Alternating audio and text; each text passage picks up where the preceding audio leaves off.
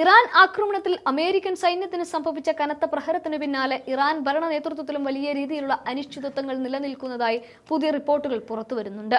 പ്രധാനമായും രണ്ട് കാര്യങ്ങൾ നമ്മളിവിടെ പറയുന്നുണ്ട്. ഒന്ന് ഇറാന്റേതാണെങ്കിൽ മറ്റൊന്ന് അമേരിക്കയുടേതാണ്. പശ്ചിമേഷ്യയിൽ ഇറാന്റെ അതിപ്രഹരശേഷിയുള്ള മിസൈലുകളും അത്യാധുനിക ഡ്രോണുകളും അമേരിക്കൻ താവളങ്ങളിൽ വൻ നാശനഷ്ടങ്ങളാണ് ഉണ്ടാക്കിയത്. കഴിഞ്ഞ കുറെ കാലങ്ങളായിട്ട് നമ്മൾ ഇത് പറഞ്ഞുകൊണ്ടേയിരിക്കുന്നുണ്ട്. ഇറാന്റെ തിരിച്ചടിയിൽ 20ഓളം പ്രധാന അമേരിക്കൻ സൈനിക കേന്ദ്രങ്ങൾ തകരുകയും നൂറുകണക്കിന് അമേരിക്കൻ സൈനികർക്ക് കടുത്ത മസ്തിഷ്കാഘാതവും ഗുരുതര പരിക്കുകളും ഏൽക്കേണ്ടി വരികയും ചെയ്തിട്ടുണ്ട്. വിട്ടുമാറാത്ത ആരോഗ്യ പ്രശ്നങ്ങൾ നേരിടുന്ന സൈനികർക്ക് യഥാസമയം ചികിത്സ നൽകാൻ പോലും കഴിയാതെ അമേരിക്കൻ മെഡിക്കൽ സംവിധാനങ്ങൾ പോലും ഒരു പ്രതിസന്ധിയിലേക്ക് മാറുന്നു. കൂടാതെ തുടർച്ചയായ പോരാട്ടങ്ങൾ മൂലം അമേരിക്കയുടെ പക്കലുള്ള ദീർഘദൂര കൃത്യതാ മിസൈലുകളുടെ ശേഖരം വൻതോതിൽ തീർന്നതായിട്ട് കഴിഞ്ഞ ദിവസം കൂടി പറഞ്ഞതാണ്. ഇങ്ങനെയൊക്കെയാണ് കാര്യങ്ങൾ എങ്കിലും ഇവിടെ തന്നെ സൈനിക തന്ത്രങ്ങളിൽ ഇറാൻ മുന്നേറുമ്പോഴും രാജ്യത്തിന്റെ പരമോന്നത നേതൃത്വത്തിൽ ഗുരുതരമായ ദുരൂഹത ഇപ്പോഴും തുടരുകയാണ്. മുൻ പരമോന്നത നേതാവ് ആയത്തുള്ള അലി ഖൊമേനിയുടെ മരണശേഷം ചുമതലയേറ്റ മകൻ മുജ്തബ ഖൊമേനിയുടെ ആരോഗ്യനില അതീവ ഗുരുതരമായി തുടരുന്നതാണ് അന്താരാഷ്ട്ര മാധ്യമങ്ങൾ റിപ്പോർട്ട് ചെയ്യുന്നത്.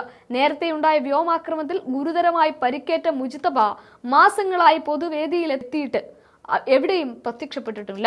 ഇറാൻ പ്രസിഡന്റ് മസൂദ് പെസഷ്കിയാനുമായുള്ള കറുത്ത വിൻഡോകളുള്ള കാറിന്റെ പിൻസീറ്റിലിരുന്ന് അജ്ഞാത കേന്ദ്രത്തിൽ വെച്ച് നടന്ന ചുരുക്കം ചില മിനിറ്റുകളുടെ കൂടിക്കാഴ്ച മാത്രമാണ് ഇതിനിടയിൽ പുറത്തു വന്നത്.